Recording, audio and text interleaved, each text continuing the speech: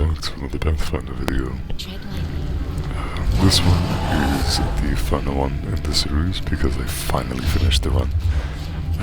Currently, what I have playing is a really cool island with an interesting modifier that I came across. While that ranger does absurd damage. A really cool island with an interesting modifier that I came across. So the modifier is whenever you hit with a spell or cast a... like, if it has an attack where you have to hit with it, otherwise if you cast a spell during combat, it will summon a spell muncher, which is a small chromatic dragon that when it hits you, lowers your caster level. So, theoretically, if you take hits equal to your caster level, then all your buffs will have 0 duration, and all your damaging spells will do 0 damage. Yeah, it's not fun. Well, I mean, the debuff is significant if you don't play it well, but I have 2 witches. I can go to the Organist into a Haggard Garona and gave him lots of fear and control spells. And then he also has Protective Luck Enchant, which he shares with the Ice Witch. Over Haggard Garona, because at level 12 you can get a Hag Companion that can cast spells at will, and that just seemed really cool. But I only got to level 11, unfortunately. I really wish this mode would let me get to level 20. That would be so fun. But yeah. So anyway, as you can see, I'm changing my usual position, so I'm having the Faithful Shifter and the Ranger charging for most of the damage, while I'm having Avu, which is the new Dragon Companion from Azato, Avu and my heal tank Oracle heading back to fight the Spell Munchers.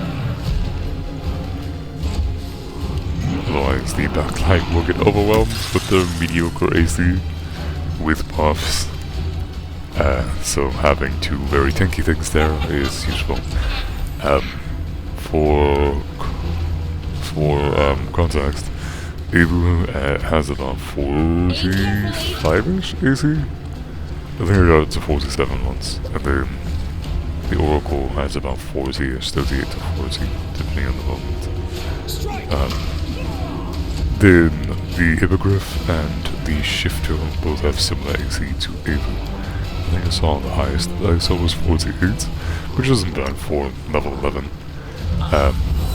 Here I'm using... yeah, I think that was when I cast Confusion. But for me the video is very tiny, so I can't really read everything that's happening. But yeah, so...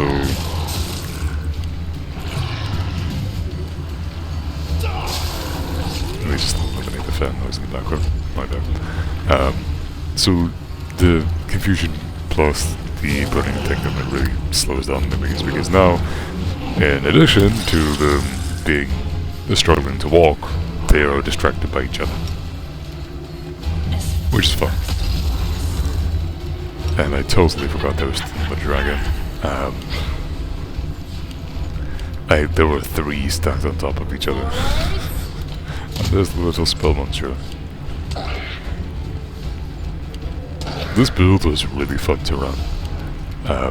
Witches are pretty much mandatory because of how powerful Protective Luck and Enchant are combined, and also Evil Eye for dropping AC and dropping saves. The fact that it even applies for 1 round even if they succeed the save is so crazy. Yeah. Genuinely, it is a crazy spell.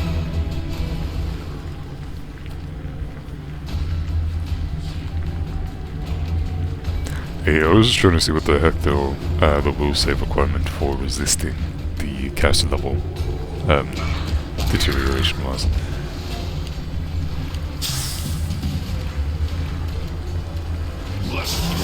Oh my gosh, that damage. Okay, the Ranger does a lot. Dial-up, the Faithful Shifter, also does a ton if she can do sneak attack. I remember critting for like 70 one time. She hurts a lot.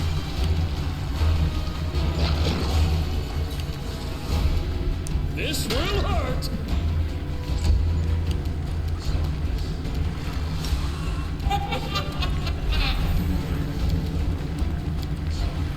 And then after this, I managed to get a horse animal companion for the Oracle, and that was so busted. Like, that was so crazy. Because then he could frontline and not suck. Well, he was good at healing in tanking, but then he couldn't deal with any damage really. So it helped the damage department to make him at least average. Not insane like the other two frontliners, but average. Or an offside tank with a hyper tanky horse and lots of really powerful buffs and lots of really powerful healing. It was just, yeah, he was a very good all-rounder.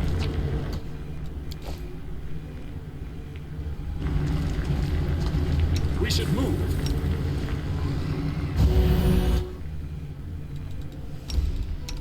And all the pausing is to preserve my buffs for as long as possible while I'm deliberating what to do or while I'm interacting with the different skill buttons in the UI. If it takes me 10 seconds to interact with something, that's still over a round of a buff I've lost. Oh, we just grasp. We look for this initial water elemental. Just fall into a puddle, but it's actually on the underside of the map. They literally just flipped it 180 degrees on the z-axis. Which is so funny. Looks like a weird red outline of a tentacle monster underneath the ground.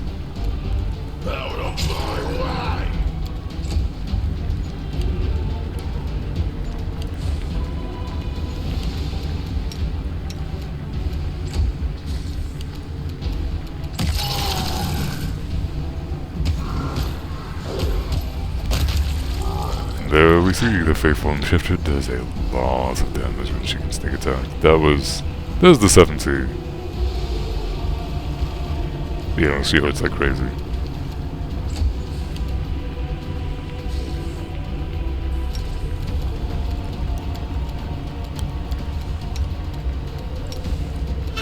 Having them buff each other so that the munchers don't cause problems.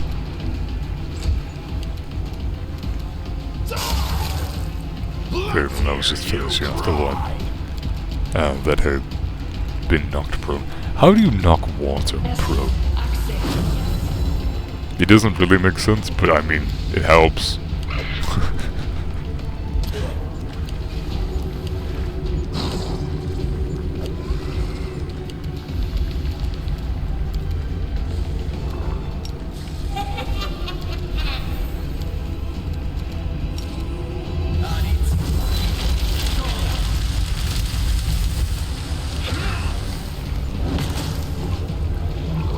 And again, burning entanglement is really helpful for just slowing the enemies down.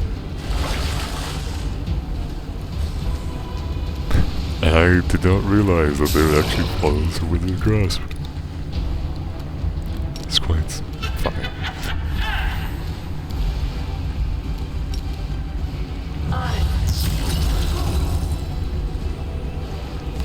As much as the blasters can, like the blaster which can actually hit forward,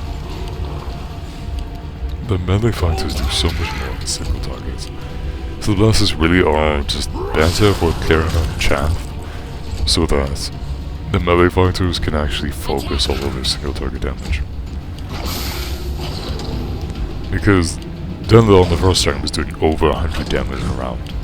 The blaster isn't going to do that much, ever. They're more AoE focused. Hippogriff plus Rattle are also doing similar damage. And if you put them both on the same target, then when one of them crits, the other two are going to get extra attacks. And if the extra attack crits, well then it just loops.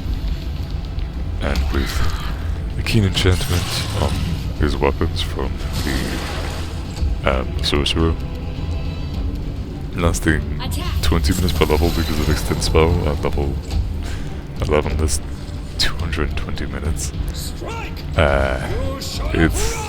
his crit range is like a permanent 15 to 20.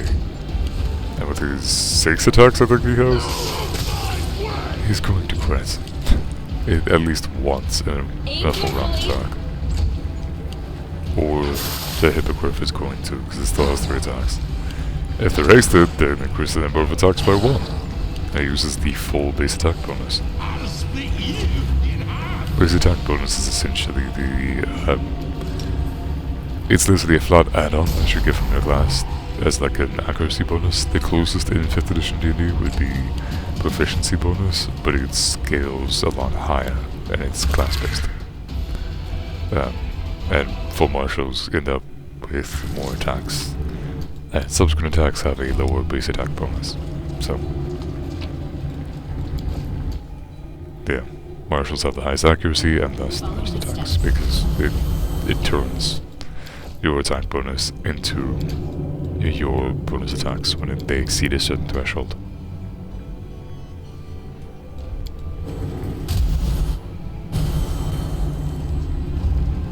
Okay, now for the final boss, the first final boss. You have to do multiple runs and fight multiple final bosses. But this is the first one. I just want to show you a little cutscene. Those flowers do not matter if you have any protection from acid. I think also protection from poison, I don't remember. One of them. And this is Star Rattle, the annoying. I buffed up and just cut through the 10 minutes of me buffing because you did not want to see me spend 10 minutes trying to figure out if I'd already used all my buffs. But every quarter health threshold, so 3/4, half, and 1/4, he creates 3 illusions of himself that do full damage and and have high AC. If they take any damage, they pop. But yeah, they have good saves. I figured burning entanglement wouldn't work because he's flying, but I can't blame the guy for trying.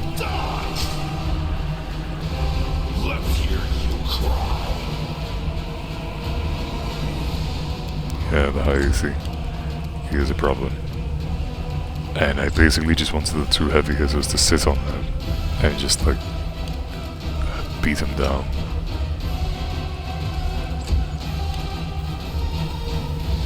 Don't hold back!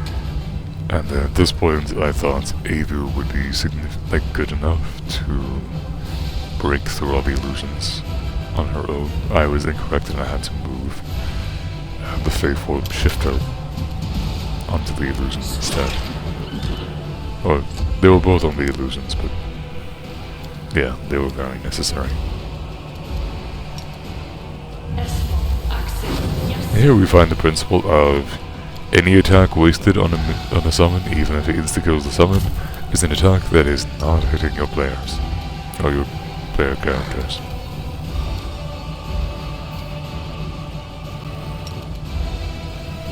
This is what I discovered the frustrations of trying to cast spells on this guy. I have spell penetration, by the way. But, yeah. And in one round, he already got blew through like a third of the HP. So, there I had to use her to finish off the illusions. Eva was literally just sitting down for defense. And I was really trying to debuff this guy, but his saves are ridiculous.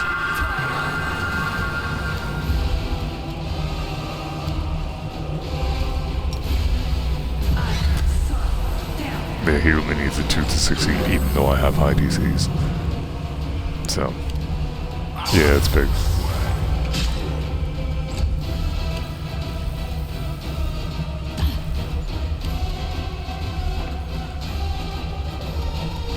There, my Blaster Witch got half hit, which is not fun. At that point they started playing more defensively, showing protective block between the witches and the sorcerer. So the cleric, the oracle, is still just gonna focus on healing primarily, to keep the ranger alive, because I started gunning for the ranger, but the ranger has a lot of health. So even though his AC wasn't the best, he could still take it for a decent amount of the time. But all of that got wasted on summons, which is the entire point of why you have summons in the first place. Normally people don't go for anyone riding a mount just for the mount itself. So, yeah. I was hoping that would not be the case, which is why all my frontliners on mounts only have their mounts benefit from displacement and short duration buffs. Well, short duration defensive buffs, so yeah, the ranger's AC is not high. Thank goodness for the dogs to distract.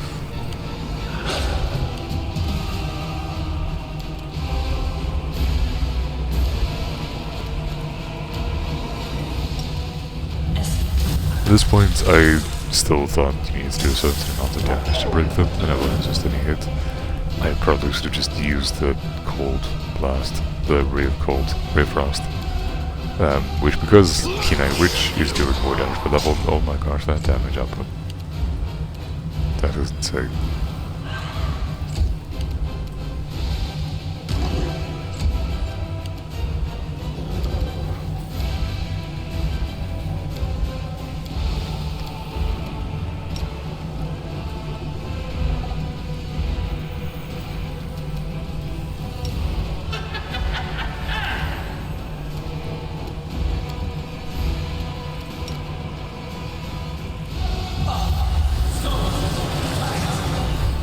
Why do I even bother?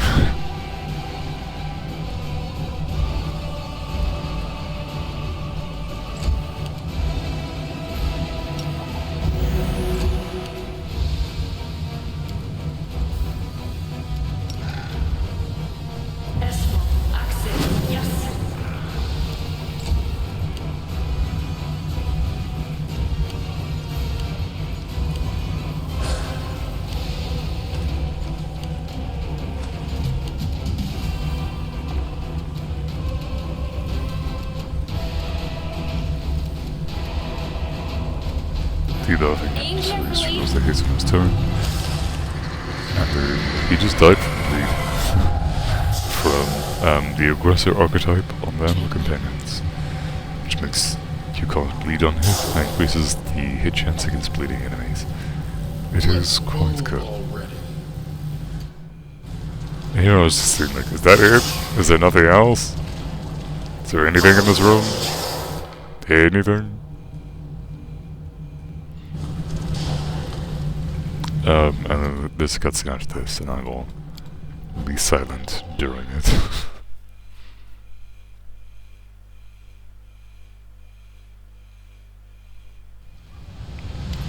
I remember. Now I remember.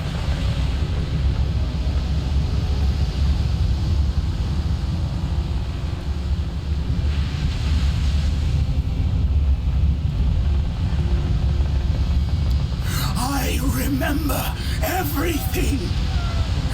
My goal, my purpose, my name.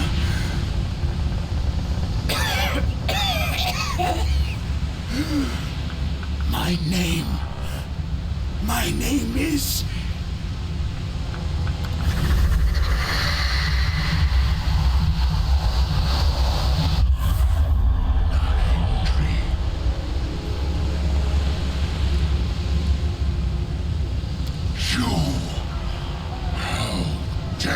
Disturb me. How dare you interrupt my eternal suffering? For this, you yourself will suffer.